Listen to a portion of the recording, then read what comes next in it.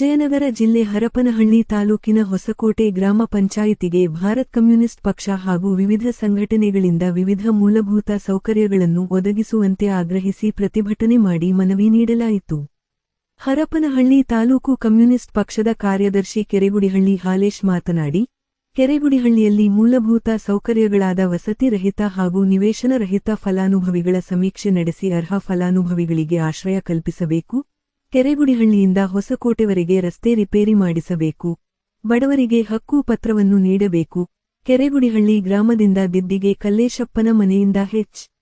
ಉಮೇಶಪ್ಪನ ಮನೆಯವರೆಗೆ, ಬಸಯ್ಯನ ಮನೆಯಿಂದ ದೇವಿರಮ್ಮನ ಕಣದವರೆಗೆ, ಕುರುಬರ ನಿಂಗಪ್ಪನ ಮನೆಯಿಂದ ಭೋವಿ ವೆಂಕಪ್ಪನ ಮನೆಯವರೆಗೆ ಸಿಸಿ ರಸ್ತೆ ನಿರ್ಮಾಣ ಮಾಡಬೇಕು. ಗ್ರಾಮದಲ್ಲಿ ಸರ್ಕಾರಿ ಜಾಗ ಗುರುತಿಸಿ ಶಾಲಾ, ಗ್ರಂಥಾಲಯ ಹಾಗೂ ನಿವೇಶನ ನಿರ್ಮಾಣ ಮಾಡಬೇಕು. ರಾಷ್ಟ್ರೀಯ ಉದ್ಯೋಗ ಖಾತ್ರಿ ಅಡಿಯಲ್ಲಿ ಬಡವರಿಗೆ ಕೆಲಸ ನೀಡಬೇಕು. ಮಹಿಳಾ ಮೋರ ನಿರ್ಮಿಸಬೇಕು. ಅಂಗನವಾಡಿ ಕೇಂದ್ರಗಳಿಗೆ ಮೂಲಭೂತ ಸೌಕರ್ಯಗಳನ್ನು ಒದಗಿಸಬೇಕು ಎಂದು ಆಗ್ರಹಿಸಿ ಪಿಡಿಒ ಹಾಗೂ ಅಧ್ಯಕ್ಷರಿಗೆ ಮನವಿ ನೀಡಿದರು. ತಾಲೂಕು ಅಂಗನವಾಡಿ ಮಹಿಳಾ ಅಧ್ಯಕ್ಷೆ ಟಿ. ಬಸಮ್ಮ ಮಾತನಾಡಿ, ಈ ಗ್ರಾಮ ಪಂಚಾಯಿತಿ ವ್ಯಾಪ್ತಿಯ 7 ಅಂಗನವಾಡಿ ಕೇಂದ್ರಗಳಿಗೆ ಮೂಲಭೂತ ಸೌಕರ್ಯವಿಲ್ಲ. ಶುದ್ಧ ಕುಡಿಯುವ ನೀರಿನ ವ್ಯವಸ್ಥೆ, ವಿದ್ಯುತ್ ಹಾಗೂ ನೀರಿನ ವ್ಯವಸ್ಥೆ ಮಾಡಬೇಕು. ನಮ್ಮ ಊರಿನಲ್ಲಿ ಅನೇಕ ಸ್ತ್ರೀ ಸಂಘಗಳಿವೆ. ಮಹಿಳಾ ಭವನ ಕಟ್ಟಿಸಿಕೊಡಬೇಕು ಎಂದು ಮನವಿ ಮಾಡಿದರು.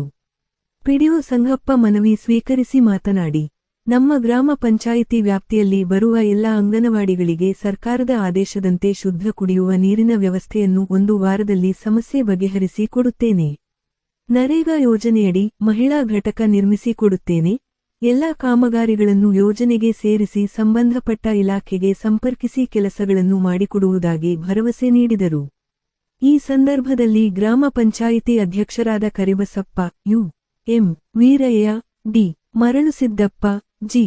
ಗಂಗಮ್ಮ, ಅಂಬುಜಾಕ್ಷಿ, ಹರಿಯಮ್ಮನಹಳ್ಳಿ ಬಸವರಾಜ್, ಹಗರಿಗುಡಿಹಳ್ಳಿ ಶಿವರಾಜ್, ಯರಬಳ್ಳಿ ಅಭಿಷೇಕ್, ಗ್ರಾಮ ಪಂಚಾಯಿತಿ ಸದಸ್ಯರು, ಅಂಗನವಾಡಿ ಕಾರ್ಯಕರ್ತೆಯರು, ಆಶಾ ಕಾರ್ಯಕರ್ತೆಯರು ಹಾಗೂ ಊರಿನ ಗ್ರಾಮಸ್ಥರು ಹಾಜರಿದ್ದರು. ವರದಿ ಮಹೇಶ್ ಅರಸೀಕೆರೆ, ಕೇಸ್ ನ್ಯೂಸ್ 24/7.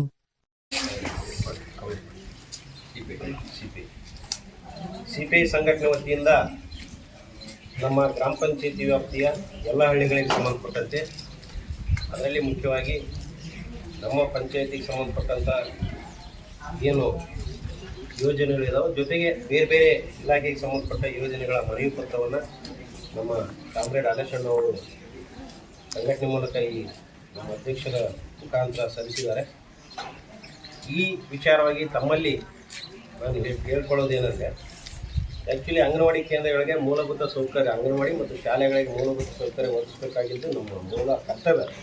ಯಾಕಂದರೆ ಎಲ್ಲ ಮಕ್ಕಳು ಕೂಡ ಅಲ್ಲೇ ಬೆಳೆಯುವ ಸಿರಿ ಮೊಳಕೆಯಲ್ಲಿ ಅನ್ನುವಂತೆ ಅಲ್ಲಿಂದನೇ ಮುಂದೆ ಪ್ರಜೆಗಳಾಗುವಂಥದ್ದು.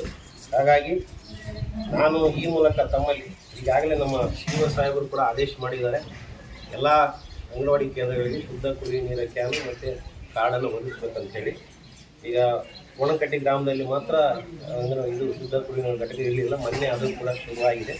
ಹಾಗಾಗಿ ನಾನು ಇನ್ನು 1 ವಾರದಲ್ಲಿ ಈಗಾಗಲೇ ಆಲ್ರೆಡಿ ಕ್ಯಾನ್ ಇದ್ದಾವೆ, ಕಾರ್ಡಿನ ವ್ಯವಸ್ಥೆ ಮಾಡಬೇಕಷ್ಟೇ. ನೀವು ಇನ್ನೊಂದು ವಾರದಲ್ಲಿ ಕಾರ್ಡು ಮತ್ತು ಕ್ಯಾನಿನ ವ್ಯವಸ್ಥೆ ಇನ್ನೊಂದು ವಾರದೊಳಗೆ ನಾನು ಮಾಡ್ತೀನಿ ಅಂತೇಳಿ ಈ ಮೂಲಕ, ಮತ್ತು ಜೊತೆಗೆ ಬೇರೆ ಸಣ್ಣ ಪುಟ್ಟ ಏನು ಮೇ ನೀರಿಂದು ಕಿಚನ್ ರಿಪೇರಿ ಇರ್ಬೋದು ಮತ್ತು ಕರೆಂಟಿನ ವ್ಯವಸ್ಥೆ ಇರ್ಬೋದು, ನಮ್ಮ ಅಧ್ಯಕ್ಷರು ದಯಮಾಡಿ ಎಲ್ಲ ಹಳ್ಳಿಗಳ ಮೂಲಭೂತ ಸೌಕರ್ಯಗಳು ಅಂಗನವಾಡಿ ಮತ್ತು ಶಾಲೆ, ಅಂಗನವಾಡಿ ಅಂತ ಅಷ್ಟೇ ಅಲ್ಲ, ಶಾಲೆ ಮತ್ತು ಅಂಗನವಾಡಿ ಎರಡೂ ತಗೊಂಡು 1 ವಾರದೊಳಗೆ ಸಮರೋಪಾದಿ. ಯಾಕಂದರೆ ಈಗಾಗಲೇ ನಮಗೆ ಮೊನ್ನೆ ಮುಖ್ಯ ಕಾರ್ಯನಿರ್ವಾಹಕ ಆದೇಶದಂತೆ ನಾವು ಕಂದಾಯ ವಸೂಲಾತಿ ಆಂದೋಲನವನ್ನು ಮಾಡಿ ಸುಮಾರು ಒಂದು 5 ಲಕ್ಷದಷ್ಟು ವಸೂಲಿಯನ್ನು ಮಾಡಿದ್ದೀವಿ. ಮತ್ತು ಹಣಕಾಸಿನ ಸಮಸ್ಯೆಯೂ ಕೂಡ ಇಲ್ಲ. ದಯಮಾಡಿ ನನಗೊಂದು ವಾರ ಅವಕಾಶ ಕೊಡ್ರಿ ಅಂತ ಕೇಳ್ಕೊಳ್ತಾ, ಇದನ್ನು ತ್ವರಿತವಾಗಿ 1 ವಾರದೊಳಗೆ ನಾವು ಬಗೆಹರಿಸ್ತೀವಿ ಅಂತೇಳಿ ತಮ್ಮಲ್ಲಿ ನಾನು ಮಾತು ಕೊಡ್ತಾ ಇದ್ದೀನಿ.